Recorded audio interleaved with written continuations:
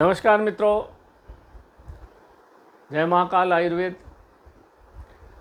मैं आज आपको बता दूं कि मैंने अपना यूट्यूब चैनल का अपना जो चैनल है इसका नाम बदल दिया है। पहले था दुर्लभ जड़ी बूटी और पारद विज्ञान, अब इसका नाम मैंने कर दिया है जय महाकाल और जय महाकाल आयुर्वेद और तंत्र। जय महाकाल आयुर्वेद और तंत्र इसको नाम बदल दिया। इसके कारण क्या है? कारण समझ लीजिए कि मेरे नाम से बहुत सारे हमारे जो शुभचिंतक हैं उनने फ़ोन किया था कि आप अपनी चैनल का नाम बदल लीजिए। बहुत सारे लोग, नकली लोग, आपकी बिल्कुल हूबहू, कुछ ने तो बिल्कुल हूबहू नाम मेरी चैनल का रख दिया है। इसलिए वो खोलते ही मेरा लिंक है और खुल जाती दूसरे की लिंक है, तो बहुत शिकायत आ रही थी। तो मैंने इसके लिए मैंने सोचा कि अपना चैनल का नाम ही बदल देता हूँ, झंझट ही ख़त्म, कौन झगड़ा झंझट करे, सबसे अच्छा। तो भाइयों बहनों, आपसे आज से जय महाकाल आयुर्वेद और तंत्र के नाम से मेरा ये यूट्यूब खुलेगा। अब अपन आज बात करें, सावन का महीना आज हो गया, बुधवार, दूसरा मतलब चौथा दिन है। तो यह शिवलिंग रखे हुए हैं, ये नर्मदेश्वर शिवलिंग है। ये दिख रहे हैं आप, ये सब नर्मदेश्वर शिवलिंग और ओमकारेश्वर से निकले हुए। ओमकारेश्वर के पार एक धाराजी करके जगह है, वहाँ के निकले हुए हैं। धाराजी, नर्मदा जी की बड़ी कृपा है मित्रों। नर्मदा जी का कटी क्षेत्र जहाँ बोलते हैं, जहाँ रेस्ट हाउस बना हुआ है, वो कटी अन्य नर्मदा के पैर हैं। आगे धारा जी का स्थान है, वो नर्मदा जी का धारण मतलब पेट का स्थान, गर्भ का स्थान था। वहाँ पे एक बहुत बड़ा छेद था। जब मैं वहाँ चार्ज में था तब डैम का पानी उसमें भरा नहीं था।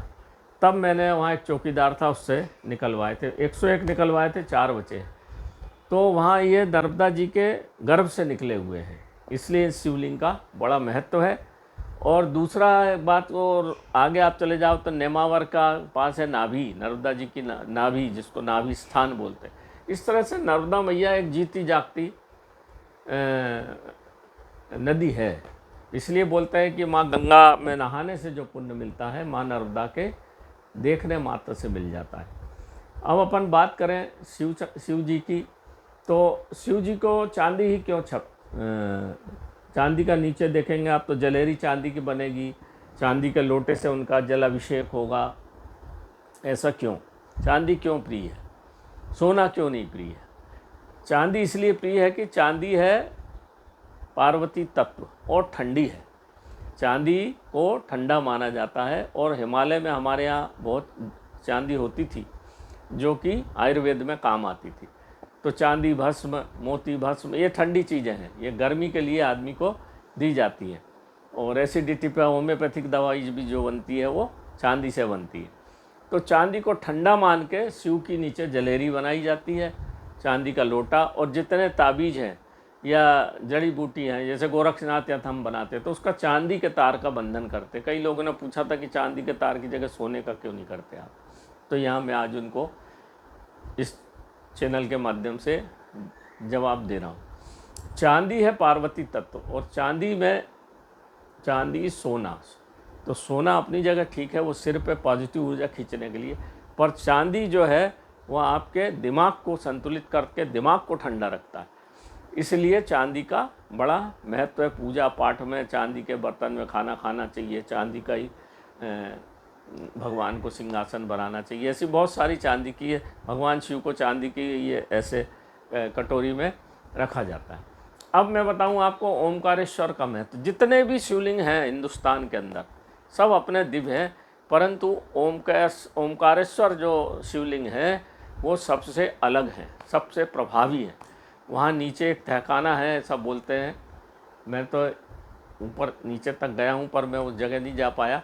वहाँ साक्षात शिव विराजमान है बाल अवस्था में।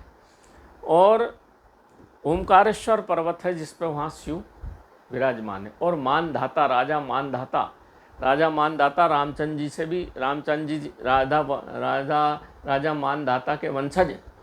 7 पीढ़ी आगे थे राजा मानधाता की वो जगह है। वहाँ साक्षात जीवित शिवलिंग। और दोनों तरफ से नर्मदा माई बहती है। मतलब वहाँ शिवलिंग एक ऐसे स्थान पर बैठे हैं ओमकारेश्वर पर्वत पे, जहाँ जलेरी माँ नर्मदा की दोनों तरफ से सतत रात और दिन बहती है। कितनी बड़ी बात है।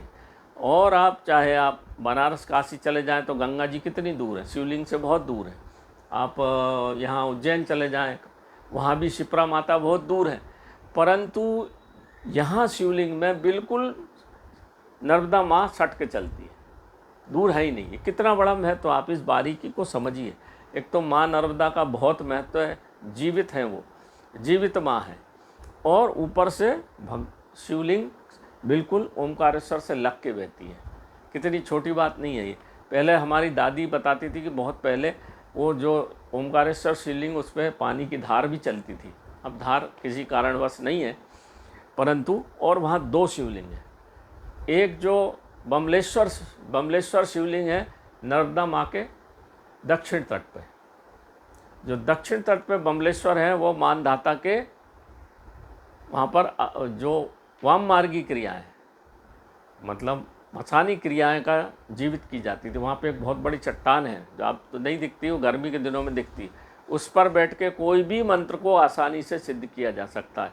ये बिल्कुल एक स्वामी जी ने मेरे को बताया था, जो नर्मदा के किनारे ही थे, नर्मदा परिक्रमा में आए थे। उन्हीं ने ये बात बताई थी कि ये बमलेश्वर शिवलिंग पे इसलिए सब लोग पूजा नहीं करते वहाँ पर जो अघोर विद्या के जानकार है, जो अघोर विद्या जिनको सिद्ध करना है माता पार्वती और भगवान शिव की कृपा से, और नर्मदा का तट, तो वहाँ बैठ के अगर कोई भी क्रिया को किया जाता, तांत्रिक क्रिया को, तो बहुत जल्दी मंत्र तंत्र की सिद्धि होती है। और दूसरी तरफ जो ओमकारेश्वर जी उत्तर और नर्मदा, दोनों तरफ से नर्मदा और बीच में शिवलिंग जो बैठे हैं ओमकारेश्वर शिवलिंग, वह उनकी महिमा अपरंपार। आप खुद दिमाग से सोचिए इन बातों को। आपके मैंने संज्ञान में इसलिए लाया हूँ कि भोले बाबा की कृपा से लाया हूँ। मेरे को कुछ मालूम नहीं इस संबंध में। भोले बाबा ने बोला है कि आज आप ये ज्ञान छोटा सा दे दो। तो जो सावन के महीने में ओमकारेश्वर पे आराधना पूजा पाठ करना चाहिए। नर्मदा जल चढ़ा के, दूध में मिला के, शहद में मिला के चढ़ाएंगे, आपकी सब मनोकामना पूर्ण होती है। ये इतनी दिव्य जगह है, भगवान राम से भी पहले की। तो यहाँ जरूर जाइए, भगवान शिव के दर्शन करके आशीर्वाद प्राप्त करिए। जय भोलेनाथ, जय महाकाल, जय ओमकारेश्वर बाबा की, जय सभी 11 शिवलिंग बाबा की जय। नमस्कार मित्रों, जय महाकाल आयुर्वेद।